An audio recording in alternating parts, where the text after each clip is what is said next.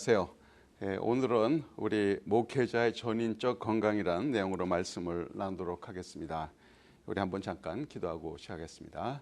감사하신 아버지, 주의 은혜로 저희가 늘 살게 하시고 또 우리 영혼 육이 건강한 목회자가 되어서 하나님을 바로 섬기는 주의 종들 될 수 있도록 이 시간 함께 나누는 말씀 가운데 우리 주님이 은혜 주시고 능력 더하여 주시옵소서. 감사하며 예수님 이름으로 기도합니다. 아멘. 어떤 분이 이런 재밌는 이야기를 했어요. 예수님도 목회가 얼마나 어려운지 3년 목회한 뒤에 차라리 십자가에 죽는 게 낫겠다 해서 십자가에 가셨다고 그렇게 얘기를 했습니다. 목회가 3년만 하고 끝나는 게 아니죠. 20년, 30년 혹은 40년 그렇게 오랜 세월을 목회를 합니다. 처음에는 물론 뜨거운 소명감으로 시작을 하죠. 또 이 교회를 통해서 하나님의 영광을 나타내겠다는 기대와 각오, 열의 이런 것들을 가지고 다 시작을 합니다.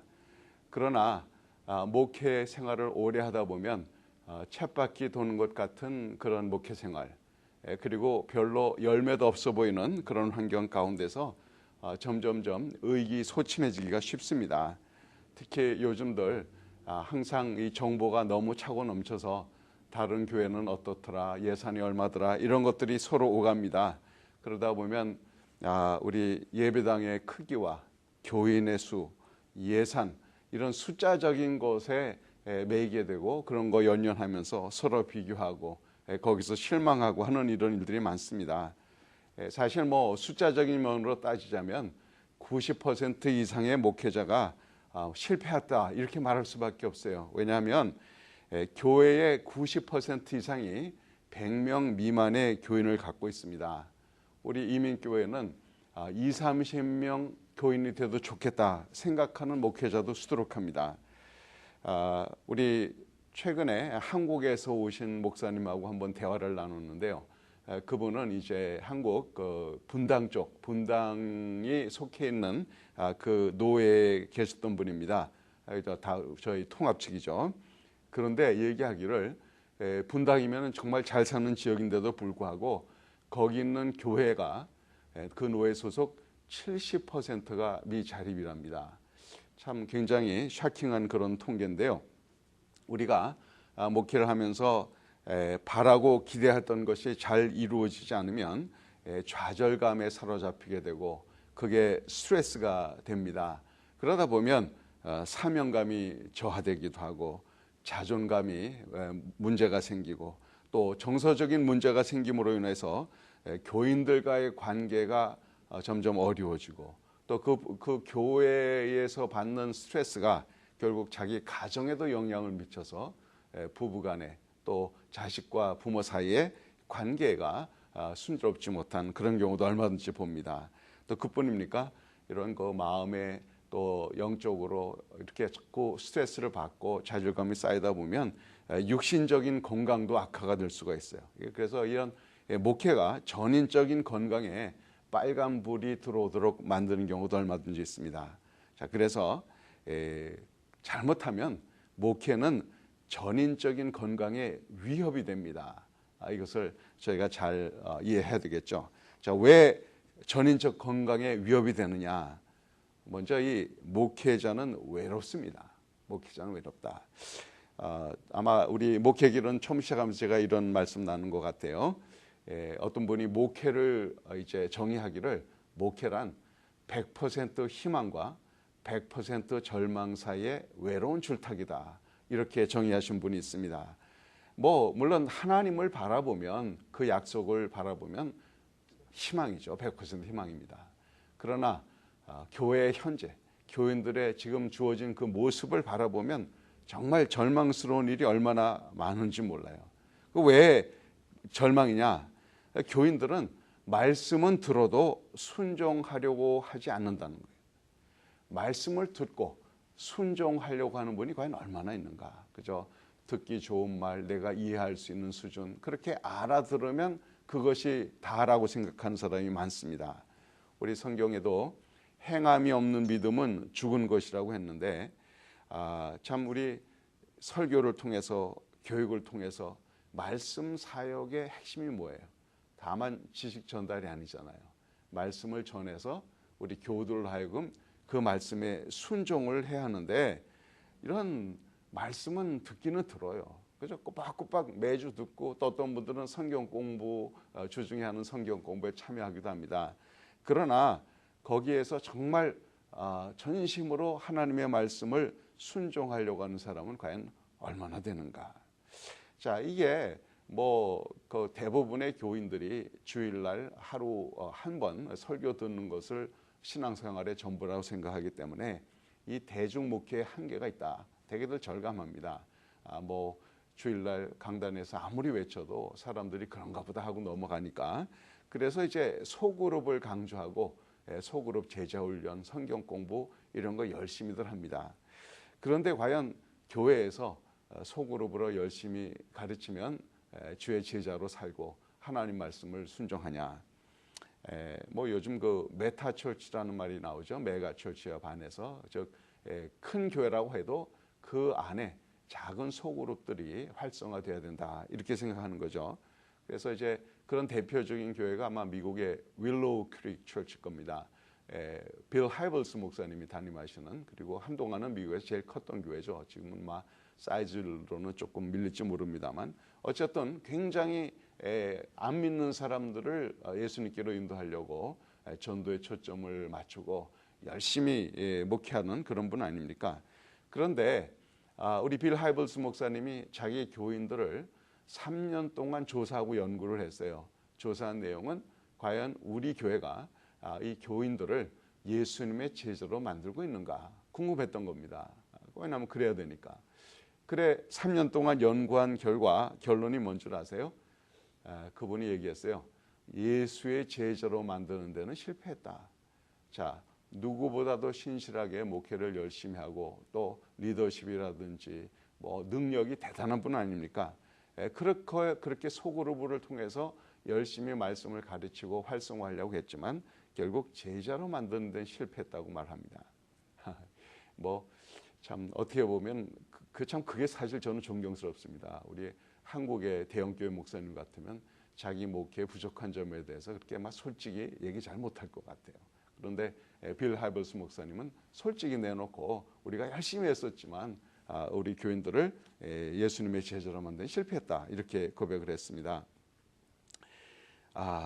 사실 목회자들이 목회길에 들어서게 될 때는 남다른 경험들이 있고 또 하나님의 말씀을 능력을 경험해서 순종하는 마음으로 죄종이 되는 것 아닙니까?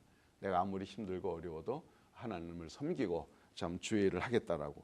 그런데 그러한 기대와 보람을 가지고 이제 목회에 뛰어들었는데 사실 교인들은 잘 따라주지 않죠. 그러니까 주님의 제자가 되는 일이 쉽지가 않습니다. 그래서 그 기대가 와르르 무너져 버리면 참 여러 가지 좌절과 심정의 어려움이 있죠. 또 교인들이요, 교인들 중에는 물론 목사를 잘 대접하고 잘 섬기는 분들이 있어요. 근데 정말 잘 섬기고 가까이 한다고 할지라도 이 목사의 심정은 목사 당사자밖에 잘 모릅니다. 또 담임 목사와 부목사의 차이도 많이 있어요. 담임 목사는 모든 것을 다 자기가 책임을 져야 하죠. 그래서 부목사들은 아무리 열심히 한다 그래도 결국 자기가 맡은 일만 하면 되지 크게 책임을 질 일이 없습니다. 그러나 담임 목사는 모든 것을 다 자기가 책임져야 하는 그런 위치에 있는 겁니다. 그러니까 이게 쉬운 일이 아니죠. 그래서 목회자는 외로운 거예요. 목회자는 외롭습니다. 자, 그리고요, 목회자가 외로운 이유는 이 목회자는 왕따가 되기 쉽다는 거예요. 목회자 정말 왕따 되기 쉽습니다. 왜냐 그러냐면 말씀을 말씀 그대로 선포를 하면 사람들이 거부감을 나타내요. 정말 하나님의 말씀이다. 거기에 정말 자기를 완전히 내려놓고 순종하려고 하는 사람이 얼마나 됩니까? 듣기 어려운 말씀, 참 이렇게 뭔가 자기의 자리, 자기의 기득권을 흔들려고 하는 그런 말씀을 들으면 거부감을 나타냅니다. 그게 우리 예수님도 그랬는데요. 예수님이 우리 누가복음 4장에 보면 광야에서 시험을 받으시고 이제 나사렛, 그 자기가 잘하시던 고향으로 왔죠. 고향으로 와서 이제 말씀을, 이사야 말씀을 펴서 읽고 그 다음에 말씀을 전하기 시작을 합니다. 이럴 때 이 나사렛에 있는 사람들이 저 사람이 그 목수의 아들이 아니냐, 우리와 같이 지내던 사람인데 저런 지혜가 어디서 왔느냐 놀라긴 했어요. 그러나 그 전하는 내용이 자기들의 위선을 지적하고 하나님의 말씀을 있는 그대로 전했더니 어땠습니까? 반응이 화가 나가지고 분노가 치밀어서 예수님을 낭떠러지 밑으로 밀쳐서 죽이려고 그렇게 달겨들었습니다. 그러니까 하나님의 말씀이 임하게 되면 사람들은 위기를 느껴요. 왜냐하면 자기는 그렇게 살지 못하는데 하나님의 말씀은 내가 살고 있는 이 현상보다, 내가 유지하고 있는 현자보다 더 많은 것을 요구하게 되니까, 그러니까 거기에 대한 거부감을 느끼게 되는 거죠. 자, 우리 목사가 그렇다고 해서 사람들이 듣기 좋은 말만 할 수가 없지 않습니까? 우리는 하나님의 종이니까, 주의 종이니까 주님이 주시는 말씀을 증거해야 되는데, 그렇게 신실하게 주님의 말씀을 증거하게 되면 그로 인하여서 교인들에게 왕따를 당하기 쉽다는 거예요. 또 참 그 재밌는 현상이, 뭐 미국 사람들은 조금 다를지 모르지만 우리 한국 사람들은 아무래도 목회자가 이제 좀 어렵게 생각하는 경향이 많습니다. 교인들과 같이 식사를 하게 돼도 옆에 잘 안 앉으려고 그러죠. 사실 목사 옆에 앉으면 떨어지는 게 많은데, 목사 옆에 앉으면 목사님 드시라고 뭐 과일도 따로 내오고 뭐 이런 게 있어서 옆에 앉으면 그거 얻어먹을 수 있음에도 불구하고 목사 옆에 잘 안 앉으려고 그럽니다. 뭐 친근하게 대하려고 애를 써도 거리를 두려고 해요. 또 그뿐입니까? 교인들이 다른 사람들 대하는 것과 목사를 대하는 것이 무척 다릅니다. 제가 그것을 파악하는 데 시간이 좀 걸렸어요. 보면 목사 앞에서는 점잖게 이야기하고 신앙적으로 얘기하지만 나가서 다른 사람 대할 때는 어떨 때는 야비할 정도로 나쁜 말도 하고 화도 내고 이런단 말이에요. 그러니까 목사 앞에서 하는 말과 행동이 다르고 보통 사람들 앞에서 하는 게 다릅니다. 그러니까 목사들이 까딱 잘못하면 그런 거에 속아요. 그 사람들의 실체를 잘 모르고 넘어갈 때가 많습니다. 그러니까 알게 모르게 그런 거리감이 있게 되는 것이죠. 그래서 예수님도 그런 말씀을 하셨어요. 여우도 굴이 있고 공중에 새도 거처가 있지만 인자는 머리 둘 것이 없다. 얼마나 외롭고 답답하면 그런 말씀을 하셨겠어요. 그렇죠? 또 우리 다른 곳에서는 사람의 마음을, 속을 아심으로 자신을 의탁하지 않으셨다, 이렇게 말하고 있습니다. 그러니까 주의 종으로 살아간다는 것은 왕따를 당하기가 쉬워요. 또 예수님만 해도 가룟 유다는 아주 노골적으로 예수님을 배반하지 않았습니까? 팔아먹었거든요. 그러면 가룟 유다만 예수님을 배반했느냐? 사실은 나머지 11 제자도 다 뿔뿔이 흩어졌습니다. 수제자라고 믿었던 베드로도 나 예수님 모른다 3번이나 부인하고 십자가에 가시는 예수님 다 내버려 두고 도망가지 않았습니까? 그럼에도 불구하고 우리 예수님은 제자들을 끝까지 사랑했죠. 가룟 유다가 예수님을 팔 것을 알면서도 2월절 만찬 이후에 그 제자들의 발을 씻으셨을 때, 그럴 때 유다를 제껴놓지 않았어요. 가룟 유다의 발도 씻겨 주었습니다. 참 원수도 사랑하라는 말씀을 실천하신 거죠. 근데 솔직히 우리 목사들도 사람인지라 이런 얘기 들으면 솔직한 기분이 글쎄요, 좀 심하게 말하는 건지 모르지만 더러워서 못해 먹겠다 그런 생각 들거든요. 아니, 어떻게 사람들이 저러는가 그런 생각이 듭니다. 그래 이제 이 거절, rejection이라고 그러죠 영어로는. 참 거절당하는 마음이 이게 참 힘들거든요. 저도 목사가 되기 전에는 꽤 사람들한테 인기가 있었어요. 이런 재밌는 이야기도 잘 하고 무슨 뭐 교회에서 무슨 행사가 있으면 나가서 사회도 보고 뭐 이렇게 하고 또 친구들 사이에서는 꽤 이제 잘 대해주고 뭐 이랬으니까 사실 살면서 싫은 소리 별로 듣지 않고 자랐습니다. 부모님한테도 그렇고 친구들한테도 그렇고. 그런데 목사가 되고 났더니 계속 이런저런 싫은 얘기를 듣기 시작하는 거예요. 이게 참 처음에는 정말 이게 너무 힘들더라고요. 그래서 처음 목회 시작하고 나서는 이런저런 부정적인 얘기, 거부의 그런 이야기, 뭐 이런 얘기 들으면 밤잠을 못 자고 고민하고 그럴 때가 있었습니다. 이제는 뭐 저도 목회 근 한 25년 되다 보니까 맷집이 생겨가지고 웬간해서는 뭐 끄떡 안 하긴 합니다만 확실히 이런 목사는 하여튼 이 왕따가 되기 쉽다는 거, 그래서 여러 가지로 힘든 일이 많습니다. 자, 이렇게 그 외롭죠, 왕따로 살죠, 격리되어 있죠. 이러다 보니까 외로운 목회자는 유혹에 빠질 위험에 처하게 됩니다. 이거 굉장히 심각한 문제거든요. 그러니까 이 어떤 유혹이나 뭐 유혹은 여러 가지가 있어요. 이제 그중 하나가 일 중독이라는 유혹도 있습니다. 막 교회에서 결국 사람들이 따라주든 안 따라주든 혹 몇몇이라도 같이 일할 수 있는 사람하고 일 저일 뭐 사업을 벌려가면서 열심히 일 중독에 빠지는 겁니다. 또 교회 일만 만족이 안 되면 그 다음에 외부적으로 무슨 뭐 노예 일이라든지 뭐 교단 일이라든지 그 외 사회 봉사라든지 여러 가지 일을 막 해요. 물론 그것이 다 필요한 일이겠죠. 하지만 그 일에 몰두함으로 인하여서 자기의 어떤 왕따 당하는 마음, 외로운 마음, 허전한 마음을 채워보려고 한다면 그것 자체가 문제죠. 그래서 어떤 목회자들은 그냥 교회 일에 다 매달리느라고 가정은 팽개치고 그런 일들이 많습니다. 글쎄, 뭐 저도 목회 초기에 너무 열심을 내다 보니 그랬는지 모르겠습니다만 처음 목회 들어서서 부목사 생활을 할 때 물론 그것이 제 본 교회라서 더 애정이 있어서 그랬을지도 몰라요. 하지만 과도한 업무에 일주일에 한 끼 집에서 저녁 먹으면 잘 먹었습니다. 그만큼 뭐 신방에 무슨 성경 공부 인도에 뭐 리더십 뭐 하여튼 여러 가지 뭐 많이 했습니다. 근데 일은 물론 열심히 하는 건 좋지만 일 중독 현상이 일어날 정도로, 즉 일에 몰두함으로 인해서 자기의 허전함이나 어떤 이런 외로움이나 이런 거를 만회하려고 하는 그런 마음이 있다면 이것도 하나의 유혹이 될 수 있다는 거예요. 또 이렇게 외롭고 힘들다 보면 이성의 유혹에도 빠지기가 쉽습니다. 요즘 그 일반 사람들도 그런 얘기하죠.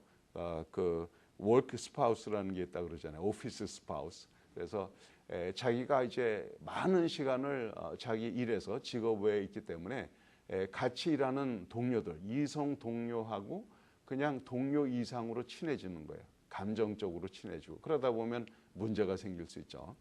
이게 비슷한 양상이 우리 목회자들에게도 있을 수 있습니다. 그렇기 때문에 이런 거를 늘 조심해야 되는 거죠. 그 외에도 보통 얘기는 잘 안 합니다만 우리 목사들 중에는 뭐 술이나 도박, 음란물 이런 것들의 중독 현상을 갖고 있는 사람들이 의외로 많습니다. 이게 다 뭔가 하면 그 영육간에 건강하지 못해서, 정서적으로 건강하지 못해서 그 외로움을 달래려고 그런 중독 현상에 빠질 수도 있다는 거예요. 그렇기 때문에 우리가 이런 면에 늘 주의하고 자기를 한번 성찰해 볼 필요가 있습니다. 또 이 목회라는 것이 참 건강에 위협이 되는 이유는 이 목회는 과도한 업무로 늘 가득하지 않습니까? 교인들의 끊임없는 요구가 있어요. 사실 모든 것이 다 담임 목사에게 집중됩니다. 뭐 꽤 교회 사이즈가 되어서 부목사들이 있다고 해도 결국 마지막 책임은 담임 목사에게 있는 거죠. 그리고 아까 말씀드린 대로 대부분의 많은 교회들이 솔로 패스터, 혼자서 목회하는 경우가 많다 보니까 모든 일을 다 혼자서 책임져야 될, 그리고 뭐 이게 밤낮이 없지 않습니까? 신방해달라, 뭐 해달라, 뭐 여러 가지 말도 못합니다. 그래서 제가 몇 년 전에 미국의 목사들이 보는 리더십이라는 이제 개간지죠. 3개월에 한 번씩 나오는 그 리더십 매거진이 있는데요. 거기에 재밌는 만화 컷이 하나가 나왔어요. 목사님이 이제 수술을 받게 됐습니다. 그래서 병원에서 수술 받으려고 누워 있는데 여전도의 회원들이 막 들어오는 거예요. 수술실로. 뭘 갖고 들어왔느냐? 카펫 샘플들을 갖고 들어오면서 목사님이 어떤 걸로 우리 펠로십을 이 친교실에 놓을까요? 하고 묻는 그 장면이 만화에 실렸습니다. 그만큼 사실 그런 거야. 뭐 누가 결정하든 무슨 상관이 있겠어요. 그럼에도 불구하고 모든 책임을 담임에게 맡기고 그리고 여러 가지 끊임없는 요구가 있습니다. 뭐 제가 또 직접 들은 이야기인데요. 어떤 목사님이 목회에 들어서기 전에 카펫 클리닝을 하는 그런 일을 했었던가 봐요. 그래서 자기 집에 그런 그 장비들도 여전히 있고 그런데 그러니까 이제 뭐 가디 미는 분들 어렵고 힘드니까 가서 이제 카펫 청소도 해주고 좀 그랬던가 봐요. 그랬더니 교인들이 그게 익숙해져 가지고요. 집이 어느 정도 지저분해지면 목사님을 부른다는 겁니다. 우리 집 와서 카펫 클리닝 해달라고. 참 이게 뭐 이 목사가 정말 밤낮으로 하나님께 매달리고 말씀 연구를 해도 부족할 지경인데 이런 여러 가지 잡다한 일들을 다 요구하다 보니까 이게 참 문제가 되는 겁니다. 과도하죠, 업무가. 또 그뿐입니까? 교인들이 목사들에게 요구하는 것은 정말 팔방미인이 되라고 그래요. 목사들 보고 팔방미인이 되라고. 최고 수준의 설교자가 돼야죠. 또 말씀 잘 가르치는 교사도 돼야죠. 교회를 아주 원활하게 움직이는 그런 효율적으로 움직이는 행정가가 되어야 되겠죠. 어려운 사람은 딱딱 그냥 이렇게 상담해가지고 치료해주는 치료자, 상담가가 돼야죠. 또 목수도 해야 됩니다. 어떤 경우에는 교회에 수리할 거 수리해야 되고 고칠 거 고쳐야 되고 다 나서서 해야 돼요. 음향 엔지니어도 해야 됩니다. 저도 사실은 그쪽에 좀 취미가 있어서 하긴 합니다만 어쨌든 이 보면 목사가 하여튼 모든 것을 다 할 줄 아는 팔방미인이 돼야 돼요. 물론 뭐 어느 정도 할 수 있으면 좋을 때도 있습니다만 하여튼 이 재주가 많으면 고달퍼요. 무재주가 상팔자라고 목사가 이것저것 아는 게 많고 할 줄 아는 게 많으면 그 업무가 더 과도해집니다. 그러면 정말 중요한 일에 집중하지 못하고 이것저것 잡다한 일에 시간들을 너무너무 빼앗기게 되어버리는 것이죠. 또 우리 목회 이런 과다한 업무가 가득한데 열심히 주의 일이라고 교회 일에 충성을 합니다. 그런데 성취도 이루죠. 어느 정도 자기가 원했던 사업을 잘 하기도 합니다. 그런가 하면 또 실패도 있어요. 뭐 목회가 모든 일이 다 잘 되기만 합니까? 뭐 실패의 원인을 아마 여러 가지로 분석할 수 있겠지만 하여튼 우리 그 목회일이라는 거 업앤다운 이 롤러코스터 타듯이 그런 일이 많습니다. 그러면 막 성취될 때는 기뻐했다가 그냥 실패에 낙심하고 막 이러다 보면 사람이 지칩니다. 이런 감정이 이제 다 낭비가 되고 지치는 거죠. 그러다 보면 이 과다한 업무로 인해서 탈진되기가 쉽다는 거예요. 영어로는 번아웃이라고 그러죠. 그러면 번아웃 되는 그 증세가 뭔가 하면 아주 의욕 상실이 생기고요. 또 심한 우울증에 빠지기도 합니다. 어떤 분들은. 그래가지고 제가 아는 어떤 목사님도 목회 몇 년 하다가 자꾸 우울증이 심해지고 해가지고 주일날이 두려운 거예요. 사람들 앞에서 말씀을 전한다는 자체가 너무 두렵고 그게 꼭 어떤 위선 같고 거짓말 같고 이런 어떻게 보면 좀 솔직한 사람이기 때문에 그랬을지도 몰라요. 그러니까 그냥 때가 돼서 자기가 단에 서야 되는 그 시간이 다가올수록 점점 막 일종의 공황장애 같은 그런 일이 벌어지고 결국은 막 급히 대타로 설교할 사람을 구하고 뭐 이런 일도 있거든요. 그러니까 이게 어느 정도 영육간에 강건하면은 뭐 실패해도 성공을 해도 딛고 일어서고 이렇게 나갈 수가 있는데 이제 이런 것이 계속되다 보면은 쌓여서 탈진 상태가 되기가 쉽습니다. 이렇게 되면 이제 이 전인적인 건강에 위험이 되죠. 사람이 어떤 정서적으로 메마르고 영적으로 이렇게 사막과 같이 된다고 했을 때 다만 영적인 정서적인 문제가 아니고 반드시 육신적인 문제가 생깁니다. 그래 참 불행히도 목회자들 가운데는 열심히 목회하다가 큰 병에 걸려서 안타까이 젊은 나이에 돌아가신 분들도 있거든요.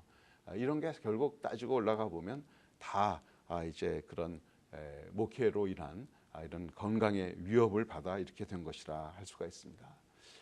자, 그러면 우리가 이러한 전인적 건강에 위협이 되는 목회, 그리고 뭐 이게 하나님의 주신 사명이니 소명이니 그냥 그만둘 수도 없고 그러면 기왕 계속 해야 된다고 하면 좀 건강을 회복해서 해야 되겠죠. 자, 그러려면 제일 먼저 중요한 것이 영적인 회복입니다. 영적으로 회복이 되어야 된다는 거예요. 영적으로 회복이 되려면 하나님과 독대하는 시간을 가져야 합니다. 아까 우리 목회자들은 왕따 당하기 쉽다 그랬는데요. 목회자들은 좀 고독하고 친해질 필요가 있어요. 사실은 혼자 있는 시간이 필요합니다. 어떤 사람들처럼 막 이런 게 외롭다는 게 힘들어서 어떤 과도한 일로 그런 일 중독에 자신을 빠뜨리는 것이 아니라 때때로 홀로 있는 시간이 필요하다는 거예요. 우리 칼빈도 그런 얘기를 했죠. 자신을 바로 알지 않고는 하나님을 바로 알 수 없고 하나님을 바로 알지 않고는 자신을 바로 알 수 없다. 그렇게 얘기를 했는데 내 마음에 무엇이 있는지 내가 지금 어떤 상태인지 어떤 생각을 하고 있는지를 스스로 살펴볼 수 있는 시간이 필요한데요. 그 스스로 살핀다는 게 어렵죠. 더군다나 여러 가지 정서적으로 참 이렇게 왜곡되어 있고 힘들고 그러면 자기 스스로를 제3자의 눈으로 살펴보기가 힘듭니다. 그래서 하나님과 독대해야 된다는 거예요. 근데 하나님은 일종의 정직한 거울 같지 않습니까? 하나님 앞에 자신을 드러내면 거기서 자기 자신을 온전히 보게 돼요. 그리고 하나님 앞에 나갔을 때는 우리가 가장 정직함으로 가는 게 좋습니다. 아무리 목사라고 해도 항상 믿음이 좋은 게 아니잖아요. 그러니까 하나님 앞에서는 자기 어떤 절망감, 낙심, 자기 스스로 참 이렇게 실망스러운 것들, 또 하나님에 대한 disappointment, 그렇잖아요. 아니 하나님이 이렇게 약속하셨는데 왜 그거를 안 이루어주시고 나로 이 곤경에 빠뜨렸습니까? 라는 그런 심정이 생길 수가 있어요. 그래서 심지어는 예레미야 선지자는 그렇게 하나님 앞에 얘기하잖아요. 여호와여, 예레미야 20장 7절에 보면 여호와여 주께서 나를 권유하심으로 내가 그 권유를 받아 싸우며 주께서 나보다 강하사 이기셨으므로 내가 조롱거리가 되니 사람마다 종일토록 나를 조롱하나이다. 우리 개역개정에서는 그렇게 이거를 번역을 했는데요.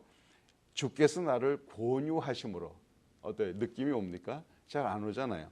근데 우리 NIV 영어 성경에서 이렇게 말합니다. Oh Lord, you deceived me. 나를 속이셨습니다. 쉽게 얘기하면 사기치셨다 이런 얘기예요. 어떻게 하나님한테 이런 얘기를 하느냐. 이게 뭔가 하면 아니 하나님께서 처음 예레미야를 불렀을 때는 내가 너를 복중에 짓기 전부터 알았다. 그런 하나님의 원대한 계획을 말씀하시고 내가 주는 말씀을 백성들에게 전해라. 아니 그러니까 예레미야는 자기가 하겠다고 처음부터 나선 것도 아니고 하나님이 불러주시고 소명 주시니까 순종하는 마음으로 네 그랬단 말이에요. 그래 하나님의 말씀을 전하면 백성들이 들을 줄 알았죠. 그런데 어디 듣습니까?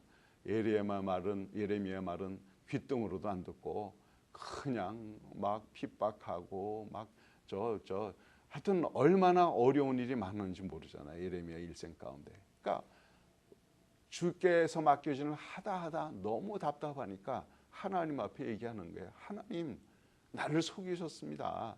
하나님이 나보다 강하시니까 나를 이기고 일을 맡기긴 했지만 내가 이럴 줄은 몰랐습니다. 그 얘기거든요. 우리 시편 기자도 다윗도 하나님 앞에 자기의 솔직한 심정을 그저 토로하는 내용들이 많이 나옵니다. 그래서 우리가 하나님 앞에 나갈 때 독대할 때는 물론 자신을 이제 정직하게 바라봐야 하는데요. 정직하게 바라보는 그 지름길이 뭐냐? 자기의 솔직한 마음을, 솔직한 심정을 하나님 앞에 있는 그대로 말하는 겁니다.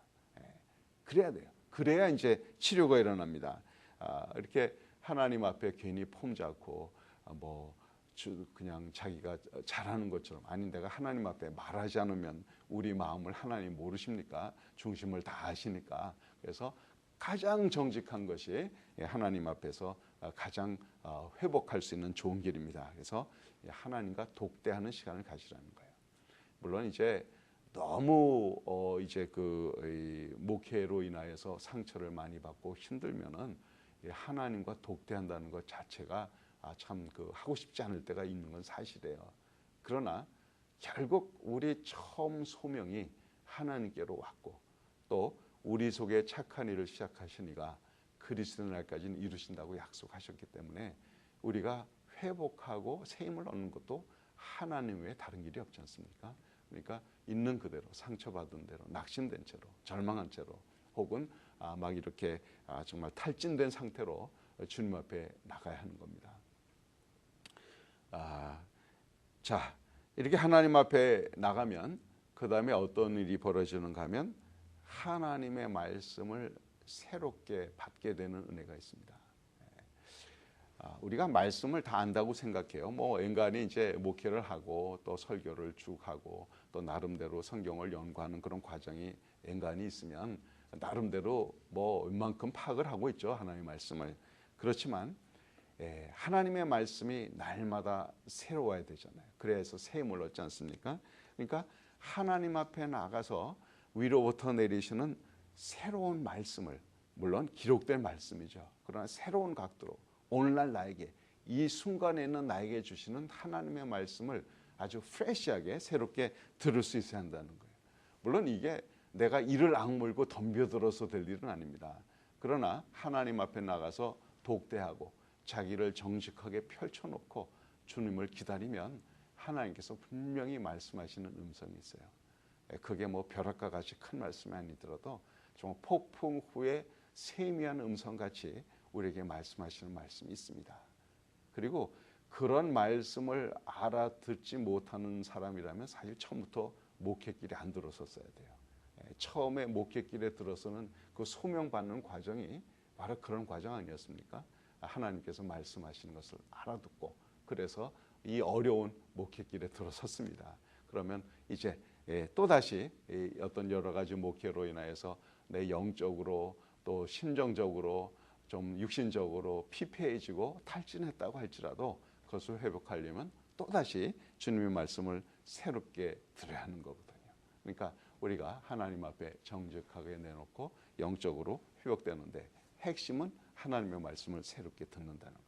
내가 이런 열린 마음으로 그저 있는 그대로 하나님 앞에 나가면 하나님은 반드시 말씀하세요. 왜냐하면 하나님께서 바로 우리로 그렇게 할 수 있도록 새 힘을 주시길 원하기 때문입니다. 자, 우리 영적인 회복에 하나님과 독대하고 하나님의 말씀을 새롭게 받을 뿐만 아니라 또한 우리에게 영적인 멘토가 필요합니다. 사실 목회자들이 아무도 말할 사람이 없다. 꽤 많아요. 의외로 꽤 많습니다. 말씀드린 대로 목회라는 것이 물론 외로운 작업이기도 하지만 또 이 사람들의 이상한 경쟁심이 있어가지고 다른 목회자들과 정직하게 자기 아픔이나 어려움을 잘 내놓지 못하는 경우가 많습니다. 그래 물론 같은 노예 사람, 뭐 같은 근처에 있는 사람하고는 어려울지 모르지만 좀 그래도 늘 연락이 닿는 자기의 마음을 나눌 수 있는 멘토가 필요합니다. 뭐 저 같은 경우는 멘토라기보다는 이제 동료들이 있죠. 마음 깊이 나눌 수 있는 우리 그 평신도 때 청년 시대 때부터 같이 신앙생활을 했던 목사 선교사들이 있습니다. 그래서 간혹 서로 이야기하고 만나기도 하고 그러는데요. 그래서 이런 왜냐하면 사람이라는 게 자기 스스로는 못 보는 것들이 있어요. 아무리 스스로 정직하게 한다고 할지라도 자기 스스로는 못 보는 게 있습니다. 그래서 제3자의 시각으로 공평하게 이렇게 봐줄 수 있는 사람이 필요한 거예요. 물론 뭐 자기가 참 통해서 은혜 받고 늘 의논할 수 있는 영적인 멘토가 있으면 참 좋아요. 그러나 이제 시간이 지나가면 그런 분들 돌아가시기도 하고 뭐 멀리 따로 있기도 하고 해서 늘 그러기가 어렵지 않습니까? 그러니까 하여튼 신뢰할 수 있는 우리 동료라든지 영적인 멘토를 꼭 마련하는 게 좋습니다. 그리고 사실 그래요. 이게 자기가 찾아야지 가만히 있는데 저절로 찾아와 주지는 않습니다. 그래서 이렇게 봐서 정말 내가 좀 존중할 만하고 그리고 여러 가지 면에서 신실하다 생각되는 그런 영적인 그런 분이 있으면 멘토로 삼고 같이 자기의 어떤 아픔도 나누고 기도 부탁도 하고 하는 이런 것이 필요합니다. 또 그리고요. 영적 멘토라는 것이 꼭 살아있는 사람들만은 아니에요. 우리 지난 2000년 동안 교회사를 통하여서 수많은 믿음의 선배들이 있지 않았습니까? 목회자들. 그분들의 남긴 글들이 있어요. 우리 사실 클래식한 옛 글들을 보면 역시 해 아래 새 것은 없다 하는 게 느껴집니다. 그 현대 목회자들이 겪는 여러 가지 마음의 문제라든지 교인들과의 관계, 우리 선배들이 다 겪었어요.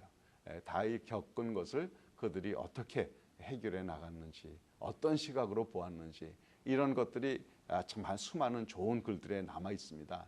이런 것들을 열심히 잘 살피면 내가 직접 살아있는 사람에게 영적인 멘토로 이렇게 하지는 못한다고 할지라도 믿음의 선배들에게서 배울 수가 있는 것이죠. 지난번에 말씀드렸습니다만 우리 그 예일 신대원에서 가르치던 펠리칸이라는 그 교수님이 그런 얘기를 했죠. 전통과 전통주의의 차이. 그 전통이라는 것은 죽은 사람들의 산 믿음이고 전통주의는 산 사람들의 죽은 믿음이다 이랬습니다. 그래서 우리가 과거에 우리 전통적으로 내려오는 그리고 대부분의 우리 신실한 믿음의 사람들이 인정하는 그런 분들의 글들을 잘 이렇게 읽고 그리고 묵상하고 자기 삶에 적용해 보면 이것이 영적인 회복을 하는데 굉장히 많이 도움이 될 겁니다. 우리 목회자들이 정말 이런 영적으로 회복되지 않으면 사실은 모든 것이 계속 문제일 수밖에 없습니다. 왜냐하면 목회라는 것은 영적인 활동 아닙니까? 그러니까 내가 정말 영적으로 바로 서야 그 힘으로 사람들에게 진리의 말씀을 담대히 선포하고 진리 가운데로 이끌고 단 한두 사람이라도 정말 그 말씀에 순종하며 살아갈 수 있도록 그렇게 하는 겁니다. 그러니까 우리가 영적인 회복이 필요할 때마다 하나님과 독대할 필요가 있습니다. 자, 그리고 우리 영적인 회복이 있을 뿐만 아니라 정서적인 회복도 필요합니다. 왜냐하면 우리가 목회자로 살아가면서 상처받는 일이 참 쉽거든요. 그래서 우리가 정말 이 다 영혼육이라는 게 이게 다 통하는 거니까 그냥 하나님과의 관계만 잘 되면 된다. 그게 아니라 자기 자신과 이웃과의 관계도 이것이 이제 잘 해결이 돼야 그 다음에 이제 새 힘을 얻을 수가 있으니까요. 자, 우리 목회로 인하여서 마음에 상처받기가 쉬운 그런 게 있는데 이 상처나 트라우마를 이렇게 그냥 자꾸 감춰놓으면 자꾸 자기 안에 이렇게 감춰놓으면 이게 시한폭탄 같아서 엉뚱한 곳에 불똥이 튀기가 쉽습니다. 참 불행한 이야기인데요. 간혹 보면 목회자들 가운데 가정에서 폭력적으로 변하는 사람들이 있다고 그럽니다. 이게 사실 꽤 많아요. 통계적으로 보면. 그러니까 목회에서 갖게 되는 여러 가지 그런 frustration, 그런 절망감이라든지 답답함이라든지 이런 거를 쌓아놨다가 손쉬운 가족들에게 그거를 표출해 버리는 거죠. 그러면 제일 나의 힘이 되고 참 나를 이렇게 지원해 줘야 될 가정에서부터 그런 문제가 생기면 그러면 정말 쉴 데가 없는 거죠. 그럼 정말 문제 아닙니까? 그러니까 그건 자기 보금자리를 자기 스스로 망가뜨리는 그런 어리석은 일이니까. 그러니까 이런 스트레스 받는 일, 상처 받는 일, 어떤 트라우마 이런 게 있으면 그런 거를 이제 잘 그때그때 해결해야 합니다. 그러지 않으면 이것이 아주 엉뚱한 곳에 불똥이 뛰는 일이 얼마든지 있다는 거예요. 그래서 이거를 잘 다뤄야 하겠습니다. 자, 계속하겠습니다. 자기 안에 있는 상처나 트라우마를 그냥 마음속에 계속 담아놓으면 이제 시한폭탄 같아서 엉뚱한 곳에 불똥이 뛴다고 말씀을 드렸습니다. 우리 21세기형 목회자 그 책에 나오는 내용인데요. 이 크리스토스톤 우리 믿음의 선배, 초대교회의 믿음의 선배가 이런 얘기를 했습니다. 바다를 어지럽히는 강풍보다 사제의 영혼을 소란하게 하는 폭풍노도가 더 거세다. 이렇게 얘기를 했습니다. 정말 우리가 겉은 조용한 것 같아도 영혼을 소란하게 하는 폭풍노도가 아주 많죠. 그래서 이런 폭풍노도 가운데 우리가 걸리기 쉬운 암초가 뭐냐? 이건 허영이라는 것이다라고 이제 이렇게 이제 정의를 했습니다. 그 허영 자만심, 즉 이렇게 저렇게 치다 보면 어떤 자기를 나타내려고 하는 어떤 사람들에게 인정받으려고 하는 거기에 집중을 하면서 또 그렇게 사람들이 해주지 않으면 거기에 대한 대단한 분노로 나가는 이런 경우가 많습니다.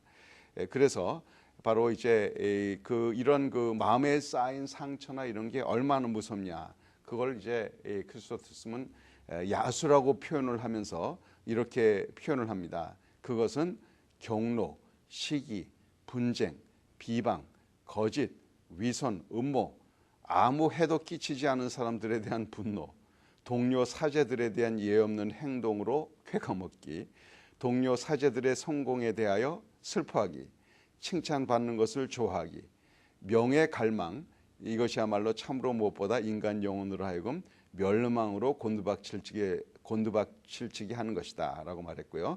쾌락을 주도록 고안된 학설, 아첨의 노예가 되는 것, 비열하게 해롱거림, 가난한 사람 없인 여기기, 부자 비위 맞추기, 몰상식하고 유해한 것 존중하기, 제공하는 사람이나 받는 사람 모두에게 위험을 가져오는 호의 좋아하기, 가장 천한 노예들에게만 어울리는 천한 두려움, 평이한 말 쓰기 전패, 극히 겸손한 척 짐짓 꾸미는 태도, 그러나 진리를 배척하기, 가책과 책망 억제하기, 또는 권세 가진 지위 높은 사람들에게는 감히 입조차 열지 못하면서 가난한 사람들을 향해서는 가책과 책망을 지나치게 사용하기 등등이다. 아주 신랄하죠.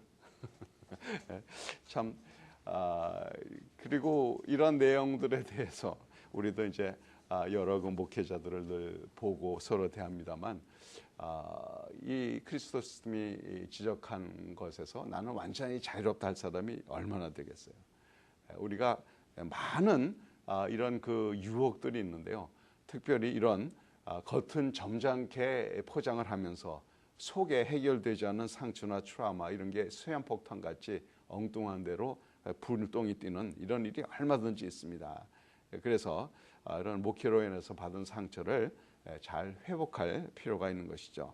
또 우리 목회자들은 이런 과거의 아픔이 되풀이되는 경우가 많습니다. 이 과거의 상처가 현재를 망치고 있는 경우죠.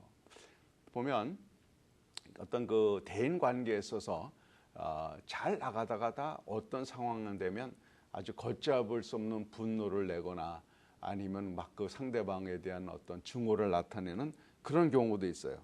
이게 뭔가 하면 대인 관계에서 갖게 된 어떤 거절감이라든지 상처가 자꾸 자기 인생을 통해서 되풀이되는 겁니다. 물론 이거는 주로 이제 어릴 적 자라온 환경에서부터 생기는 경우가 참 많은데요.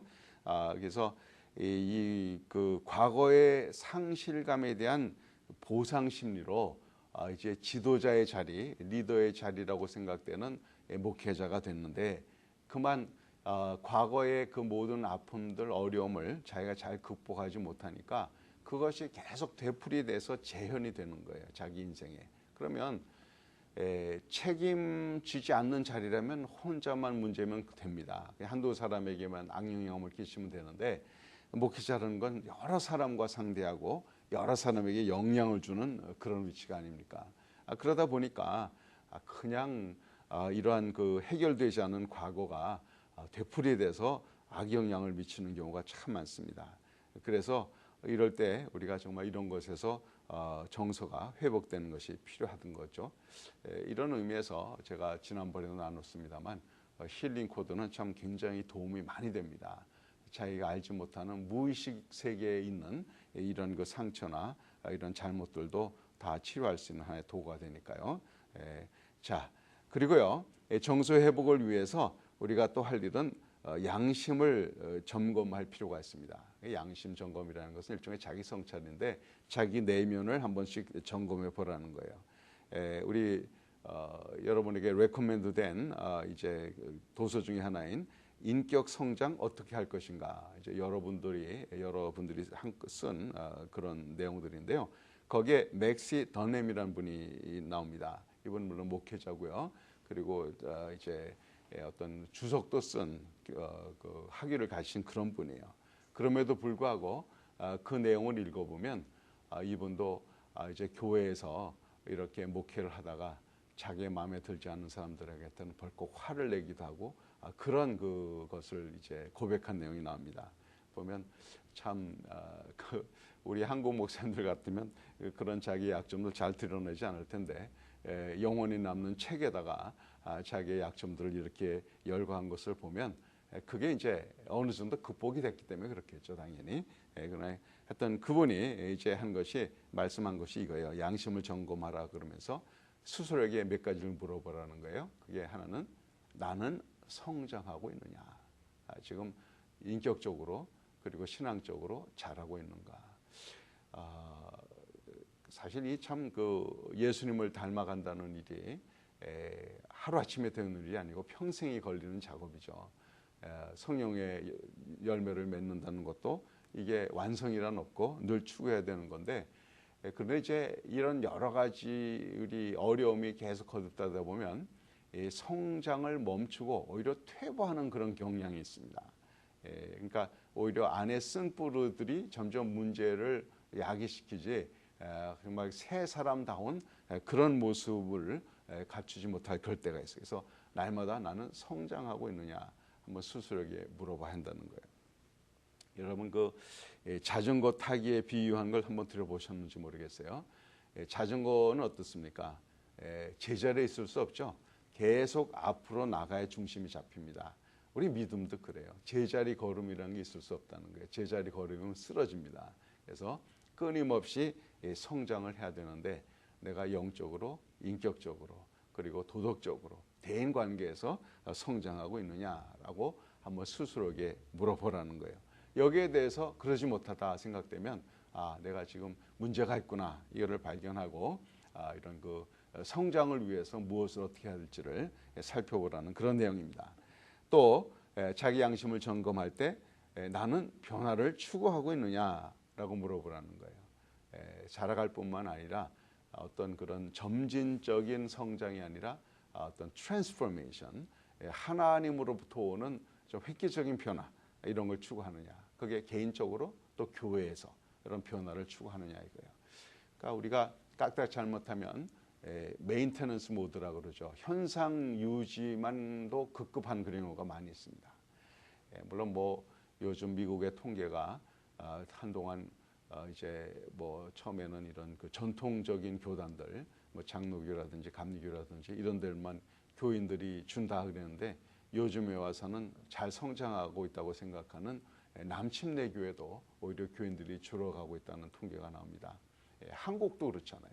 한국도 60년대, 70년대 엄청나게 교인들이 늘어나고 교회가 늘어나고 부흥 성장 일로에 있었는데 제가 보기에는 88 올림픽인데요. 88 올림픽을 기점으로 사람들이 점점 살만해지고 부유해지다 보니까 점점 이제 신앙생활 영적인 데서 멀어지고 그래서 교회가 쇠퇴해가는 이런 가운데 있습니다. 자, 이럴 때 그래도 교인이라도 안 줄으면 다행이다 하고 그냥 현상 유지에 급급할 것인가, 아니면 정말 하나님이 원하시는 그런 획기적인 변화, 어떤 그 변화를 추구하면서 그것을 위해서 가고 있느냐라고 스스로에게 한번 물어보고 점검해 볼 필요가 있다는 거예요. 그 다음에 자기 양심을 점검하는 그 세 번째는 거룩에 대한 열망이 있느냐 이겁니다. 거룩에 대한 열망. 하나님 아버지가 거룩한 것처럼 너희도 거룩하라 했습니다. 즉 주님을 닮은 모습, 주님의 능력. 그러니까 전에도 말씀했습니다만 우리가 하나님의 형상대로 지음을 받았다라고 말할 때는 그 하나님의 형상은 하나님의 성품과 능력이죠. 그러니까 그런 하나님의 성품과 능력을 정말 회복하고 그렇게 살려고 하는 거룩한 열망이 있는가 그런 겁니다. 우리 예수 믿는 사람들은 개인적으로도 교회적으로도 이렇게 세상과 구별된 존재죠.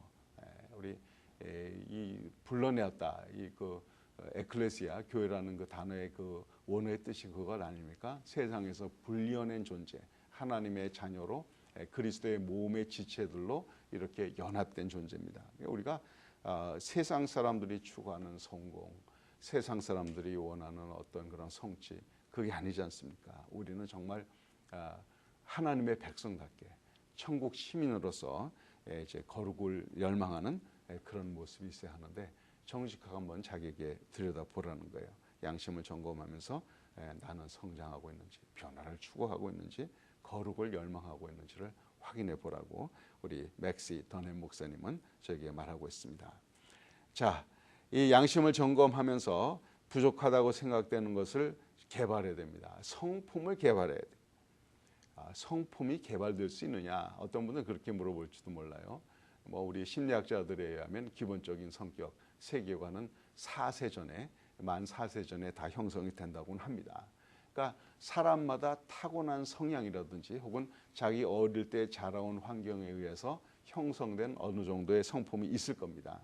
그러나 우리는 거기서 만족하지 말고 또 자기가 비록 꽤 좋은 환경에서 잘 교육받고 자라서 대인 관계가 원만하다고 할지라도 내가 정말 그리스도의 장성한 분량에 이르렀느냐 바라보면 그렇다고 할 사람이 누가 있겠어요? 다 부족하죠. 심지어는 바울도 내가 잡았담도 아니요 이뤘담도 아니다. 옛 것을 잊어버리고 뒤에 것을 잊어버리고 앞으로 향해서 나간다라고 말하지 않았습니까? 그러니까 우리 성품을 개발하는 일을 위해서 힘써야 돼요. 그래야 사실은 내가 이렇게 나쁜 생각하면 안 되겠다. 이런 그 좌절되는 감정에 빠지면 안 되겠다. 이렇게 뭘 안 해야 되겠다라는 데만 해가지고는 힘이 약합니다. 좀 더 적극적으로 그런 것을 이겨나갈 수 있는 이제 굳건한 성품 혹은 이제 그 성숙한 성품을 개발하도록 힘을 써야 한다는 거예요. 그렇게 하려면 어떻게 되느냐? 역시 아까 말씀드린 대로 우리 믿음의 선배들을 통해서 배울 게 많습니다. 왜냐하면 우리 믿음의 선배들도 다 이런 과정을 겪어 나갔거든요. 절망의 과정과 힘들었던 것, 자기와의 싸움 이런 것들을 다 겪어가면서 그런 것들을 어떤 과정을 통해서 이겨냈는지 그 다 나와 있거든요. 과거에 우리의 믿음의 선배들이 남겨놓은 글들 가운데. 그래서 이런 것을 주의 깊게 독서하면서 그리고 그냥 지식으로만 넘어가지 말고 실천지향적으로 글을 읽자는 거예요. 한마디 말이라도 그래 내가 이런 점이 부족하지 하면 실천하기 위해서 애를 쓰는 것. 그리고 우리가 이런 방대한 그런 자료들이 다 많은데 그것만이라도 잘 우리가 습득하면 정말 그 성품을 개발하는데 크게 도움이 될 겁니다. 그 다음에 설교를 해도 자신도 들으라고 해야 됩니다. 설교를 교인들만 듣고 교인들만 실천하는 것이 아니라 자기도 실천하기 위해서 애를 써야 한다는 거예요. 사실 우리가 이 설교를 할 때 자기가 실천한 것만 설교해야 된다 하면 글쎄요 1년에 52주 가운데 몇 번이나 설교할 수 있을지 모르겠어요. 우리 사실 다 부족한 사람들 아닙니까? 그래서 정말 우리가 이런 면에 좀 조심을 해야 되는데 기왕 좀 재밌는 얘기 하나 할게요. 어떤 목사님이 하루는 설교를 하러 갔는데 영 설교할 기분이 아닌 거예요. 그래가지고 어떻게 했느냐. 이 설교 본문을 쫙 읽고는 이렇게 얘기했습니다. 여러분 가운데 이 본문을 이해하십니까? 그랬더니 아니요 그런 거예요. 대부분의 교인들이 아니요 하니까 아니 이런 기본적인 내용도 이해하지 못하는 사람들한테 설교하고 싶지 않습니다 하고 그냥 내려갔대요. 그 다음 주일이 됐습니다. 똑같은 본문을 읽고는 또 물어봤어요. 교인들한테. 자, 이 내용을 이해하십니까? 지난주에도 다들 이제 한번 혼났으니까 교인들이 그랬습니다. 네, 이해합니다 라고 얘기를 한 거예요. 그랬더니 목사님이 하신 말씀이 기왕 다 이해한 걸 제가 다시 말할 필요가 없지요. 그러고는 그냥 내려갔다는 거예요. 두 주가 그냥 넘어갔습니다. 세 번째 주일이 됐어요. 그래가지고 또 묻습니다. 똑같은 본문 읽고는 여러분 이해하십니까? 그랬더니 지난 두 주의 경험이 있으니까 교인들끼리 짰어요. 그래서 절반은 이해합니다. 절반은 이해하지 못합니다. 이렇게 한 거예요. 그때 목사님이 뭐라는 줄 아세요? 그러면 이해하신 분들이 이해하지 못한 분들에게 말씀해 주십시오 하고 내려갔다는 거예요. 그러니까 우리 목회자들이 그럴 수 있으면 그냥 넘어갈 수 있을지 모르겠습니다만 하여튼 우리가 물론 하나님의 말씀을 대언하지만 그 대언하는 말씀을 자기 자신이 100%다 실천하고 설교하는 사람이 누가 있겠어요. 물론 최선을 다합니다만 그래서 이 설교를 할 때는 나도 하나님 앞에 순종할 태세를 가지고 주님께 귀를 기울이고 주시는 말씀을 나와 우리 교우들이 함께 듣도록 열심을 다해서 설교하고 또 그 말씀을 나도 실천하도록 애를 써야 한다는 거예요. 그래야 우리의 성품이 개발이 됩니다. 과거에 받았던 어떤 상처나 아픔이나 경험들 이런 것을 넘어갈 수가 있다는 거예요. 목회를 하다가요 이렇게 어떤 한번 상처를 받게 되면 그것을 넘어서는 게 참 그 어려운 경우가 많습니다. 그래서 그게 참 시간이 많이 걸리는데요. 그거는 그냥 뭐 시간이 해결해 주겠지 하고 그냥 내버려 둔다고 저절로 되는 건 아니에요. 좀 더 적극적으로 그것을 넘어서기 위해서 정말 그 좋은 면에 주님을 닮은 그 성품을 개발하도록 애를 써야 한다는 겁니다. 자, 그 다음에 정서 회복에 정말 필요한 것 중에 하나가 유머 감각을 개발하는 겁니다. 유머 감각을 개발하라. 물론 뭐 사람마다 자기 자라온 환경이나 성품 때문에 유머 감각이 뛰어난 사람이 있고 그러지 못한 사람이 있어요. 그렇지만 유머 감각은 정말 좀 개발할 필요가 있습니다. 그래야 우리가 새 힘을 얻는 거거든요. 그 유머 감각이라는 것은 다른 것이 아니라 보통 사람들이 다 보는 그 일반적인 시각, 어떤 선입견적인 시각 외에 다른 각도에서 바라보는 것을 말하는 거거든요. 사실 이 유머 감각으로 어려움을 극복한 사람들이 많이 나오는데요. 예를 들면 아브라함 링컨에 대해서 아브라함 링컨이 뭐 외모가 그렇게 썩 좋지 않았다 그러지 않습니까? 그래서 어떤 소녀의 조언을 따라서 수염을 기르고 그래서 좀 보기가 낮았다 그러는데 하여튼 뭐 그렇게 잘생기지 못했던 모양이에요. 그런데 이 정치 정적들이 이 그 링컨에게 대해서 이런 얘기를 했다는 거예요. 당신은 두 가지 얼굴을 갖고 있습니다. 그러니까 이제 위선적이다, 앞뒤가 다르다든지 그렇게 얘기를 하는 거죠. 그랬더니 링컨 대통령이 뭐라고 답했는 줄 아세요? 내가 다른 얼굴이 있다면 왜 이 얼굴을 가지고 다니겠습니까? 그렇게 답을 했다는 거예요. 참 아주 재밌는 그런 그 이야기죠. 그러니까 참 그 갈등과 어떤 이렇게 대립의 상황이 있을 그때 이런 유머 감각으로 그것을 오히려 극복해 나가는 이런 것이 참 많거든요. 그래서 우리 목회자들도 항상 우리의 어떤 것을 스스로 웃을 수 있는 laughing at ourselves. 왜냐하면 우리가 너무 자신을 심각하게 받아들이면 그게 어려워요. 그래서 실수하는 것도 좀 웃어 넘길 수 있고 또 자기의 실수담도 이렇게 얘기할 수 있고 이런 게 필요한 거거든요.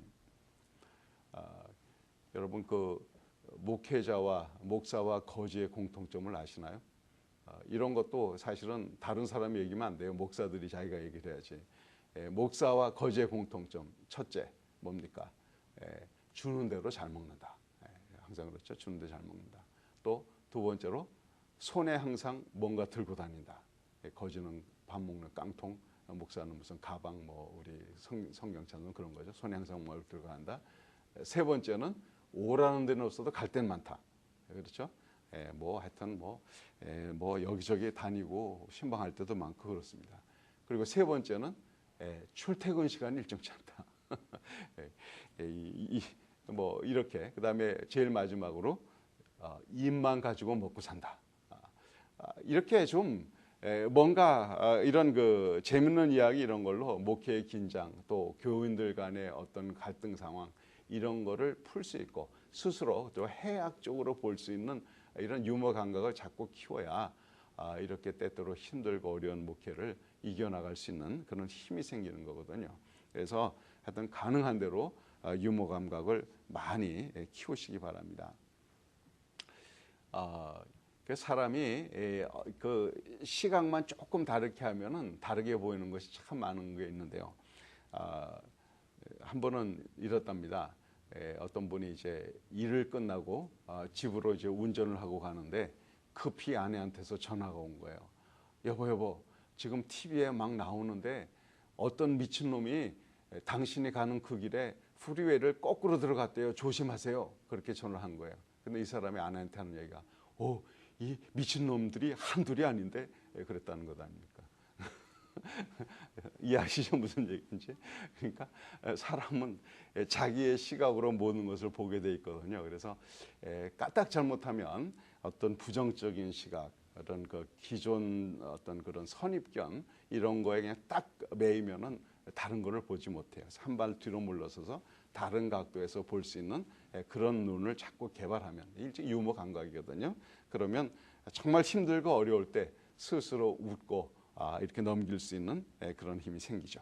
그래서 정서의 회복 정말 필요한데 유머 감각 좀 잘 개발하도록 애쓰시 바라고요. 이게 뭐 타고나질 않아도 자꾸 애를 쓰면 어느 정도 개발이 되더라고요. 유머 감각도. 그리고 때로는 유머를 잘 못한다는 게 더 재밌기도 합니다. 그러니까 하여튼 나름대로 애를 써보시기 바랍니다. 자, 그 다음에 이 전인적인 건강에 있어서 육신의 건강도 정말 중요하지 않습니까? 그래서 그런 너무 과도한 업무로 인하여서 몸이 지치면 그런 피곤해지면은 짜증도 나고 정말 작은 일에도 화를 낼 수가 있어요. 그러니까 육신의 회복이 필요한데 그렇게 하려면 사역과 휴식의 균형을 맞출 줄 알아야 됩니다. 이 사람에게 있어서 일이 얼마나 중요하냐 하는 거는 우리 그 하나의 그 통계가 나오는데요. 이게 1984년 그러니까 뭐 한 30년 전 이야기인데요. 존스 홉킨스 대학에서 연구를 했습니다. 설문하고 쭉 연구를 했는데 이 실업률이 1%가 증가하면 그렇죠? 실업률이 1%가 증가하면 사망자가 3만 7천 명이 늘어난답니다. 그때 당시 미국 통계예요. 이 사망자 가운데는 심혈관 문제로 죽는 사람이 2만 7천 건. 그러니까 3만 7천 명 가운데 2만 7천 명. 굉장히 많은 숫자가 심혈관 계통의 질환으로 죽는다는 거예요. 보통 심장에 관련된 이 심혈관 문제가 스트레스와 굉장히 직결되어 있죠. 그리고 살인으로 죽는 사람이 650건, 자살하는 사람이 920건. 그래서 실업률이 1% 증가하면 사망자가 3만 7천 명이 증가를 하고요. 정신병원에 입원하는 사람이 4천 명이 늘어나고 교도소 수감이 3,300명이 늘어난답니다. 야, 이 실업률 1%가 이렇게 심각한 문제를 일으켜요. 그만큼 사람에게 있어서 일이라는 게 중요하다는 거예요. 그래서 이제 보면 어떤 분들은 하도 평생 동안 일하는 게 힘들어서 특별히 우리 이민자들은 뭐 한 일만 합니까? 두 잡, 세 잡씩 뛰어가면서 그냥 그 생활에 안정을 애를 쓰는데 그러다가 이제 은퇴를 합니다. 근데 아무 준비 없이 은퇴하면 그냥 골프나 치고 여행이나 다니겠다고 하는데요. 그리고 은퇴해 보십시오. 그거 1년 못 갑니다. 한 3, 4개월 지나가면 정말 무료하고 할 일이 없어가지고 골프도 한두 번이죠. 매일 치고 뭐 여행도 매일 갈 수가 없잖아요. 그러니까 사실은 은퇴하면 더 이상 먹고 사는 일에 매이지 않고 정말 보람된 일에 열중할 수 있는 그런 기회가 생긴다. 이렇게 생각해야 됩니다. 그래서 이 얘기는 우리가 일이 중요해요. 우리가 그 어떤 거기 성취감도 있고 하나님의 일을 한다는 보람도 있고 일이 중요하긴 합니다. 그러나 과도한 업무로 인하여서 너무 지치게 되면 또한 휴식이 필요합니다. 그래서 사역과 휴식의 균형을 맞출 수 있어야 한다는 거예요. 그래 이제 그 금식과 잔치라는 말로 표현할 수가 있겠는데요. 예수님도 보면은 이제 그 잔치 자리에 잘 가셨어요. 결혼 잔치도 갔고 그래서 심지어는 예수님을 반대하는 유대교인들 가운데 지도자들이 그렇게 얘기했잖아요. 예수님을 저기가 마시기를 즐기고 먹기를 탐하는 자다라고까지 말했습니다. 그만큼 파티를 즐기셨어요. 그렇지만 또 그분은 홀로 하나님 앞에 나가 하는 때가 있었습니다. 또 우리 공생에 사시기 전에 40일 금식을 하지 않았습니까? 그러니까 어떤 그 먹을 땐 먹고 또 쉴 땐 쉴 수 있는 이거는 내 단적으로 조용히 있을 때도 필요하고 그리고 북적북적 대면서 잔치할 때도 필요하다. 우리 목회가 그래요. 바쁘게 돌아갈 때도 있지만 조용히 쉬고 뒤로 물러날 때도 반드시 필요하다는 겁니다. 그래서 이 그 목회자들은 간혹 홀로 있는 시간을 필요합니다. 그러니까 꼭 너무 외로워서 고독 때문에 홀로 있는 것이 아니라 시시때때로 홀로 있는 시간이 필요해요. 그래서 요즘엔 제가 이제 이렇게 신학교에 나와서 강의를 하게 되므로 월요일 그 쉬는 시간이 다 없어져 버리긴 했는데요. 원래는 월요일이 저에게는 쉬는 날이고요. 쉬는 날은 보통 아내와 함께 바닷가에 가서 거닐고 또 맛있는 음식 먹고 그렇게 쉬는 시간을 갖습니다. 그러니까 이게 꼭 그런 쉼이 필요하고요. 또 아내와 단둘이가 뿐만 아니라 나 홀로 정말 그렇게 하나님 앞에 독대하는 그런 시간도 필요해요. 어떤 일이 아니라 가만히 있는. 근데 가만히 있는 게 사실은 충전이 되는 거거든요. 그래서 사실 많이 힘들 때는 잠을 푹 자라 그러잖아요. 잠을 푹 자면 회복이 되는 겁니다. 그래서 금식할 때가 있고 잔치할 때가 있는 이 균형을 맞춰야 되고요. 또 상승과 하강의 이 사이클도 제가 잘 맞춰야 됩니다. 막 일이 막 잘 돼서 신날 때가 있는가 하면 또 이것이 멈춰질 때가 있고 하강 곡선을 그릴 때가 있어요. 이런 그 라이프 사이클, 이 인생의 굴곡에서도 그것을 그때마다 자기가 그 맞춰 갈 수가 있어야 합니다. 보통 스포츠들은 피니시 라인을 넘어야 그 마지막 순간에 이제 그 게임 종료를 알리는 때 내가 상대방보다 점수가 높든지 이러면 이제 승리가 되는 것 아니에요. 그러니까 끝나야 승리를 자축을 하는데 중간에 승리를 자축하는 희한한 스포츠가 있습니다. 뭔 것 같아요? 등산이에요, 등산. 이 마운틴 클라이밍 같은 것도 자기가 목표한 높은 산을 등정한다. 열심히 올라갑니다. 올라가서 결국 꼭대기에 이르렀어요. 그러면 깃발을 꽂고 그냥 사진을 찍고 엄청나게 셀레브레이션을 합니다. 근데 끝이 아니잖아요, 그게. 등산에는 사실은 안전하게 내려오는 것이 마지막이에요. 그런데 높은 데 올라갔다고 신나게 했다가 그만 제대로 내려오지 못해가지고 문제가 생길 일이 많거든요. 우리 목회도 그렇습니다. 막 성공 가도를 달릴 때도 있지만 하강 곡선을 그릴 때도 있는 거예요. 사실 지나온 2000년 동안 한 지역 교회들, 각 나라에 흩어지는 교회들 한번 살펴보십시오. 초대교회 때 있는 소아시아의 교회들 지금 어디 있어요? 지금 그 소아시아는 터키가 돼가지고 이제 이슬람권에서 완전히 폐허만 남았습니다. 옛날에 돌의 흔적들만 남아있지 교회가 없어졌잖아요. 또 서구에 유명했던 교회들, 특히 영국만 해도요. 영국이 한동안 세계 교계를 리드했던 그런 때가 있지 않았습니까? 선교사도 제일 많이 보내고 선교 어떤 신학이라든지 또 설교라든지 모든 면에서 정말 세계를 주도한 때가 있었습니다. 그게 겨우 한 100년 전 이야기예요. 지금은 어떻게 됐습니까? 그 유명했던 설교가 스펄전이 설교하던 그 교회, 물론 아직도 있긴 있어요. 교회가 남아있고 몇 대에 걸쳐서 담임들이 바뀌었는데 지금은 굉장히 쇠락해 버렸습니다. 일종의 관광지가 돼버린 거예요. 그래도 그건 교회가 있으니 그나마 낫죠. 어떤 교회들은 아예 팔려가지고 술집이 되고 또 아주 모슬렘 사원이 된 그런 교회도 있습니다. 영국에. 그리고 현재 영국의 그 런던 시민에는 단지 2%만이 정기적으로 교회에 출석한다는 통계가 나와 있습니다. 무슨 이야기입니까? 우리가 막 상승 곡선을 걸을 때가 있는데 그게 과연 인간의 능력이더냐 이거예요. 어떻게 보면 하나님의 복 주시는 타이밍을 잘 맞아서 내가 그때 목회를 함으로 인해서 상승 곡선을 이은 거지. 물론 자신의 어떤 그것을 맡은 일을 열심히 잘 감당한 것도 있을 거예요. 그렇지만 그 복은 하나님이 주신 거죠. 그렇다고 하면 내려갈 때도 있는 거예요. 지금까지 모든 것을 보면.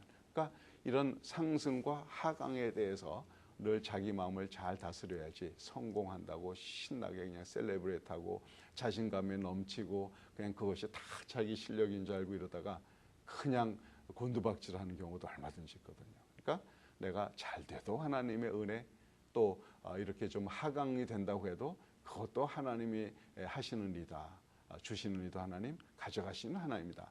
이러한 마음을 가지고 끝까지 충성하는 그런 마음이 있어야 되겠습니다. 그래서 이게 잘 나가든 좀 쇠퇴하든 쇠락하든 해야 되는데 특히 요즘같이 미국도 그렇고 한국도 그렇고 교회가 더 이상 왕성하지 않고 교세가 자꾸 늘어나지 않는 이런 상황일수록 우리가 점점점 이런 그 사이클에 잘 적응하고 맡길 필요가 있다는 거예요. 또 우리 웃음과 울음을 다 함께 누릴 수 있어야 되겠습니다. 이게 다 균형인데요. 보면 목회자들 가운데는 웃지도 않고 울지도 않는 사람들이 있어요. 이게 감정이 메말랐던 소리입니다. 글쎄 이런 분들은 슬픈 드라마를 보면 울기는 울래나요? 근데 다른 사람의 아픔이나 즐거움을 같이 즐거워하고 아파할 줄 모르면 벌써 정서적으로 메마른 거거든요. 그러니까 사실은 내가 눈물이 메말랐다 하면 벌써 영적으로 정서적으로 문제가 있구나 생각하면 됩니다. 한번 스스로에게 물어보세요. 내가 하나님 앞에서 정말 통곡을 하며 눈물을 흘렸을 때가 언제인가? 이게 뭐 눈물이 꼭 여자들의 전유물은 아니잖아요. 성경에 보면 정말 그 믿음의 사람들이 하나님 앞에 애통하고 눈물을 흘렸던 분들이 얼마든지 있거든요. 예레미야 선지자만 하더라도 별명이 눈물의 선지자라는 별명이 있잖아요. 그러니까 하나님 앞에 가게 되면 정말 자기 자신을 정직하게 들여다보면 울 수밖에 없는, 물론 또 하나님의 은혜가 감사해서 그 감격의 눈물을 흘릴 때도 있어요. 어떤 그 눈물이 애통의 눈물이든 감격의 눈물이든 하나님 앞에 이렇게 울 수 있다는 것은 그만큼 자기의 감정이 정서가 그게 이제 건강하다는 그런 표시가 되겠죠. 그런가 하면 또 웃을 땐 웃을 줄도 알아야 돼요. 여기 그 책에 보니까 재미있는 그 예화가 하나 나왔던데요. 실화입니다. 여러분 혹시 농구 좋아하시는지 모르는데요. 이 서부에는 이제 레이커스가 빛을 발하는데 요즘 약간 좀 시들해졌습니다. 그 동부에서는 셀틱스, 보스턴 셀틱스가 아주 유명한 그 구단 아닙니까?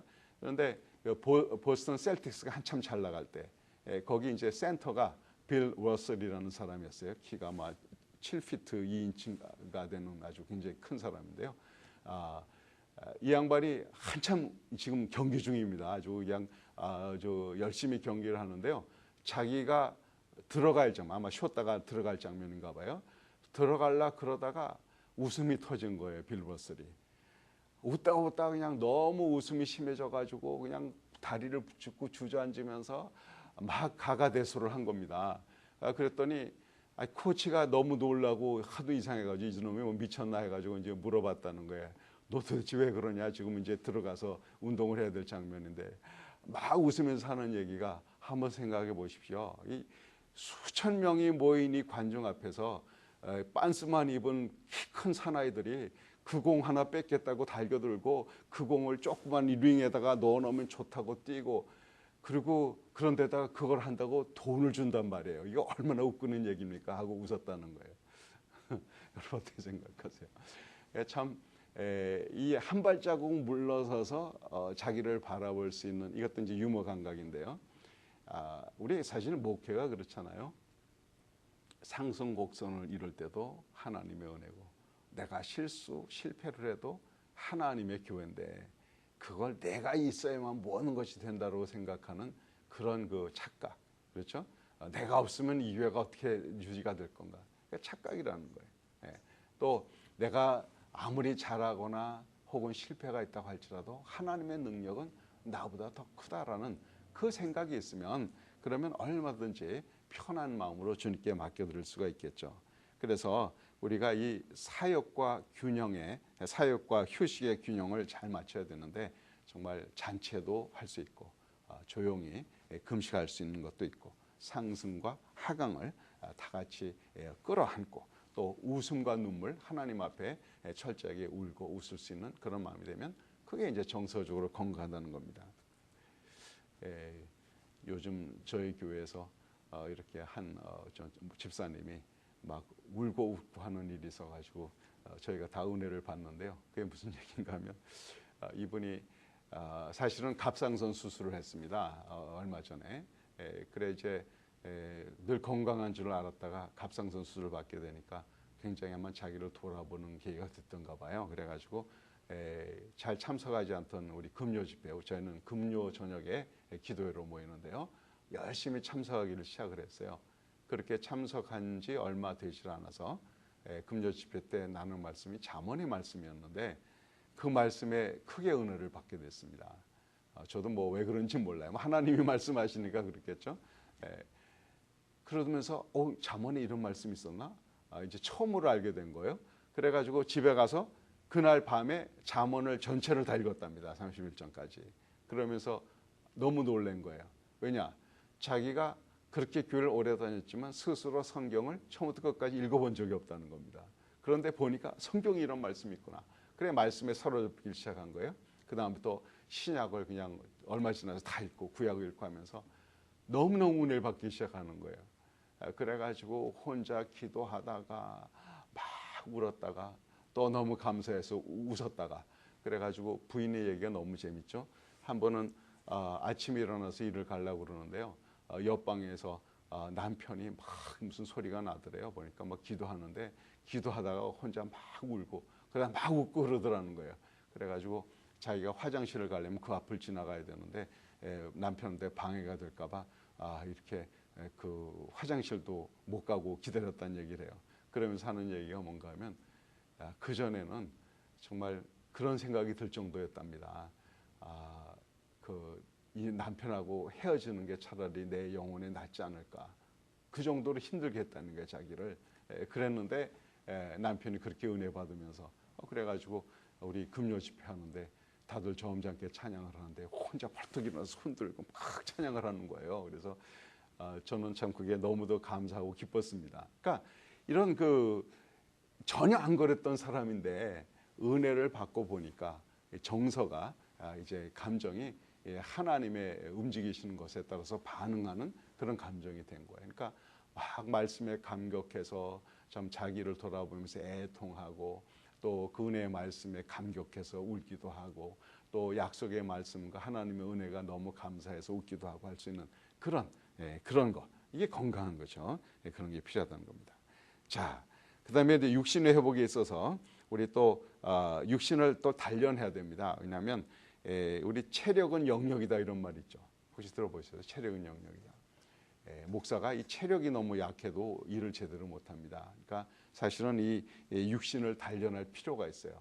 그래서 적당한 운동 꼭 필요하죠. 뭐 등산을 한다든지 걷기를 한다든지 아니면 근육 운동을 한다든지 운동이 필요합니다. 저도 뭐 이렇게 아주 자주는 못하는데요. 그래도 운동할 때와 하지 않을 때와 몸의 컨디션이 다른 걸 느끼거든요. 그러니까 어떻게 하든지 육신을 단련해서 건강한 몸으로 맡겨진 일을 필요할 필요가 있어요. 그런데 육신을 단련하는 데 있어서 좋은 방법이 뭔가 하면 몸으로 취미 생활이나 봉사 활동을 하는 겁니다. 우리 목사들이 하도 이제 성경을 읽고 책을 읽고 하다 보니까 사무실에 앉아 있는 시간이 참 많습니다. 그러니까 몸을 움직이지를 않아요. 그렇게 되면 문제가 생깁니다. 이 몸을 움직이는 것이 정서에 굉장히 도움이 된다는 것은 많은 연구 결과가 말해주고 있어요. 심지어는요, 하버드에서 이제 실험한 결과인데요. 쥐를 갖고 실험한 겁니다. 한 그룹은 운동을 전혀 안 시킵니다. 한 그룹은 쳇바퀴 돌고 운동을 시켜요. 자, 그러고 나서 실험을 해보면요, 그 메이즈라 그러죠. 이렇게 그 비밀길 찾아가는 거. 운동을 한 그룹은 훨씬 더 잘 찾아간다는 거예요. 그러니까 지적으로 이제 능력이 더 생긴다는 얘기죠. 운동을 안 한 쥐는 그만큼 못한다는 겁니다. 그러니까 운동이 단순히 자기 체력만 기르는 것이 아니라 운동을 하면은 두뇌도 자극이 되고 활발하게 된다는 그런 결과예요. 그래서 심지어는 이제 노인들이요. 지금까지 보면 뇌세포가 이제 나이가 들어가면 죽어가지 않습니까? 그래서 이제 노년이 되면 이 뇌의 기능이 저하가 되고 저하된 뇌의 기능은 회복되지 못한다가 정설로 나와 있었습니다. 근데 그게 아니라 적당한 운동이 뇌에도 자극을 주어서 오히려 활성화시킨다는 연구 결과가 나왔습니다. 그러니까 노년이 될수록 그냥 가만히 있지 말고 가만히 있으면 근육도 퇴화하고요. 지적인 능력도 퇴화해 버립니다. 그러니까 몸을 움직이는 것이 굉장히 좋아요. 특별히 취미생활, 이 손가락을 움직이는 이 취미생활이 아주 좋습니다. 그래서 그런 얘기 있어요. 악기하는 사람들은 치매 안 걸린답니다. 여기서 뭐 아세요? 악기 하려면 이 손가락만 움직여야 되잖아요. 피아노를 치든 기타를 치든 바이올린을 하든 악기를 하면 이 열 손가락을 다 쓰지 않습니까? 그러다 보니까 이것이 이제 그 치매를 예방하는 데 도움이 된다. 그래요. 왜냐하면 적당한 이 뇌 자극이 돼버리니까. 그래서 이 몸으로 하는 취미 생활, 뭐 목수일을 하던 아니면 무슨 뭐 뜯어 맞추기를 하던 아니면 요리를 하던 하여튼 이 몸으로 하는 취미 생활과 또 봉사 활동, 이게 꼭 교회랑 연결이 안 된 거라도요. 우리 뭐 홈레스 그런 쉘터에 가가지고 봉사를 한다든지 또 뭐 교회 이러면 교회 일에 목사라고 늘 뒷전에만 있고 몸으로 하는 그런 봉사는 하지 말고 자기 몸을 움직여서 같이 일하는 거 굉장히 좋습니다. 제가 아까도 잠깐 얘기했지만 좀 음향 이런 데 좀 관심이 있는 편이라 저희가 전에 이제 사랑의 만남이라고 이렇게 그 2박 3일 영성 수련회 그 프로그램이 있었는데요. 그것을 가게 되면 제가 오래간만에 노동을 많이 합니다. 그냥 악기들 운반하고 또 그런 사운드 시스템을 이렇게 다 셋업하고 맞추고 하면서 몸을 굉장히 많이 움직이거든요. 그러면 그런 몸으로 봉사하는 것이 사람들에게도 하나의 모범이 되는 거예요. 그러니까 목사가 그냥 가만 앉아만 있지 않고 자기 몸으로 뭔가 활동을 한다. 그리고 몸을 움직여서 함으로 인하여서 다른 사람에게 좋은 영향을 줄 수 있다는 그런 샘플이 되거든요. 그래서 사실 이 몸은 너무도 중요하지 않습니까? 우리 성경의 고린도전서 12장에도 모든 믿는 자들을 이제 그리스도의 몸의 지체로 말하고, 몸이라는 것은 머리의 명령을 현실화하는, 실현하는 도구 아닙니까? 그러니까 사실은 주의를 한다고 했을 때 몸을 움직이지 않고 될 수 있는 일은 아무것도 없어요. 결국 가서는 몸을 움직여야 됩니다. 그래서 몸으로 봉사하는 것을 자꾸 한다면 그것이 자기 몸의 건강도 좋고 정서적으로도 좋고 또 이렇게 몸이 가뿐하고 체력이 단련됨으로 인하여서 또 오히려 영적으로도 하나님 앞에 더 깊이 기도하고 나갈 수 있는 그런 도구가 될 수도 있다는 거죠. 자, 이렇게 우리 목회라는 것이 전인적으로 건강에 위협이 되기 때문에 우리는 영적으로, 정서적으로, 육신적으로 회복되기 위해서 필요한 모든 조치를 하고 또 자기가 열심히 그것을 시간을 내서 그렇게 할 필요가 있습니다. 자, 그리고요 마지막으로 이 목회자로서는 중심을 바로 세워야 건강합니다. 여기 센터링이라고 저희가 읽어야 할 우리 그 레코멘데드 그 리딩 가운데 관계를 통한 리더십 책이 있습니다. 월터 C. 라이트라는 분이 쓰신 건데요. 거기 24페이지부터 30페이지 보면 바로 그런 내용이 나와요. 어떤 자기 그 센터링, 그러니까 중심 잡기. 우리 아마 그 말이 더 표현이 맞을 겁니다. 우리 책에는 중심 세우기 했는데 중심 잡기가 맞을 거예요.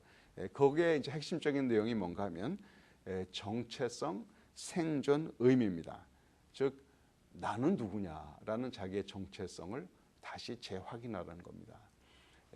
일단은 새로운 피조물로서 그리스도와 함께 하늘에 안침받은 자기의 신분, 이것에 대한 분명한 인식이 있어야 그 다음에 거기서부터 담대함이 생기는 거죠. 또 내가 이 살아가는데 결국 사람들은 다 결국은 죽는 존재 아닙니까? 그런데 매일매일 살아가는 그 이유가 뭔가라는 그 생존에 대해서 무엇을 위해서 살아가느냐 하는 이 생존과 의미에 대해서 한번 깊이 생각하고 믿는 자로서 말씀에 근거한 자기의 그런 중심을 잡아야 한다는 그런 내용이에요. 그 헨리 나운이 리더십에 대해서 쓴 책 예수의 이름으로라는 것을 보면 우리의 모든 그 리더십은 말씀이 육신이 되어 오신 예수님과의 영원하고 친밀한 관계에 바탕을 둬야 한다, 이런 얘기를 했습니다. 그러니까 우리의 어떤 아이덴티티가 그리스도와의 연합된 관계, 친밀한 관계에서부터 와야 한다는 거예요. 이게 바로 자기의 어떤 정체성에 관한 그런 얘기죠. 그러면서 만약 그런 것이 분명하지 않으면 그러면 세 가지 유혹에 빠지기가 쉬운데요. 관련성, 인기, 권력의 유혹에 빠지기 쉽다, 이런 얘기를 했습니다. 관련성이라는 것은 사실 어떻게 보면 하나님의 말씀이 현대인들에게 동떨어지게 들릴 수 있어요. 그렇게 까딱 잘못하면 주님과의 관계가 제일 우선이고 그 관계를 잘하지 못하면 사람들과의 관계에 오히려 집중하게 됩니다. 물론 하나님과의 관계가 잘 되면 또 사람들과의 관계도 잘 돼야 되는데 이 사람들 관계라는 것이 말하자면 사람들이 날 인정하느냐 안 하느냐 이런 겁니다. 이런 거에 관심을 갖게 되면 하나님의 말씀을 고지고대로 전하는 것이 아니라 사람들이 듣고 싶어하는 얘기를 하려고 하는 렐러번스라는 이름으로 그렇게 하고 싶다는 거예요. 그다음에 인기, 권력 이런 데 이제 집중하게 되면 그러면 이것이 건강을 센터링에서 벗어난 그 하나 중심에서 벗어난 그런 상황이 돼 버리는 거죠. 그래서 이 내용에서 라이트 목사님은 우리가 이런 그 중심을 제대로 잡으려면 5가지 실천이 필요하다 이런 얘기를 합니다. 그것이 첫째는 이제 solitude 고독이에요. 방해받지 않고 하나님과 독대하는 시간, 주님의 음성에 귀를 기울이는 시간 이런 것입니다. 물론 뭐 이렇게 꿇어 앉아 기도할 수도 있겠지만 아무도 없는 조용한 산길을 혼자서 이렇게 걸으면서 뭐 이렇게 묵상하며 이럴 수도 있겠죠. 하여튼 하나님과 나와의 호젓한 시간, 따로 시간을 내는 것이 필요하다는 것이고요. 그 다음에 연구입니다. 스터디, 말씀을 묵상하는 시간 혹은 아까 말씀드린 대로 믿음의 선배들이 남긴 지혜의 글들을 읽고 그걸 단순히 지식이 아니라 삶에 실천하도록 하는 그런 내용들, 연구가 필요하다는 거예요. 참 이 목회에 있어서 글방이 대단히 중요하죠. 신방도 필요하고 하지만 연구하는 시간 꼭 필요합니다. 아무리 복잡하고 그래도 자기가 아예 따로 시간을 내놔야 이것이 가능하지 짬 있을 때 하겠다면 절대 안 됩니다. 그러면 그 채워지지 않는 샘물 같아가지고 다 퍼내고 나면 고갈이 돼버리죠. 끊임없이 연구를 해야 되겠고요. 그 다음에 이제 세 번째가 예배입니다. 물론 우리가 늘 예배를 인도하고 하지만 개인적으로 하나님 앞에 감사함으로 나가고 그분의 하나님 되심을 온전히 바라보는 그 예배 시간, 개인적으로 공적으로 예배드리는 시간 꼭 필요하다는 것이고요. 그 다음에 공동체 생활입니다. 함께하는 관계들을 즐기고 가족이나 친구나 멘토나 소그룹 이르기까지 남녀노소를 불문하고 함께하는 시간들. 그래서 이제 목사가 너무 고립되면 회중들부터 고립되면 안 됩니다. 늘 그 가운데 있어서 사람들이 어떤 생각을 하고 어떤 어려움이 있고 어떤 괴로움이 있고 어떤 기쁨이 있고 이런 것을 잘 파악하고 있어야 그래 우리가 하나님의 말씀을 제대로 증거할 수가 있죠. 그래서 목회자의 그 말씀 증거라는 것이 영원한 하나님의 말씀을 사람들에게 적용시켜야 되는 거니까 사람들이 지금 어느 상황에 사는지를 늘 같이 알고 그리고 또 그러한 관계성이 성립이 되어야 내가 전하는 말씀이 의미가 있게 들어가게 되어 있죠. 그 다음에 이제 마지막으로 사역입니다. 하나님의 사랑을 체험하고 나누고 내게 맡겨진 은사를 사용해서 정말 하나님의 뜻을 이루어가는 그런 과정이죠. 이 사역. 그러니까 이 손과 발을 움직여서 뭔가 하나님 나라를 이루어가는 그런 일을 해야만 우리가 온전히 참 그 중심이 잡힌 하나님을 중심으로 자기의 신분다운 삶의 의미를 발견할 수 있다 이렇게 말할 수가 있겠습니다. 자, 저와 여러분이 목회자로 불림을 받았고 그리고 목회라는 것이 정말 참 어려운 일이고 소진되기 쉬운 그런 역할입니다. 이럴 때 우리가 끊임없이 회복되기 위해서 애쓰지 않는다면 건강을 해치기가 쉽습니다. 그러면 결국 주에 맡겨진 일을 감당하지 못해요. 그러니까 늘 전인적인 건강을 회복하기 위해서 하나님 앞에 기도하며 정서적으로 육신적으로 회복될 수 있도록 최선을 다하는 저들 되길 바랍니다. 네, 이상으로 오늘 강의를 마치겠습니다. 감사합니다.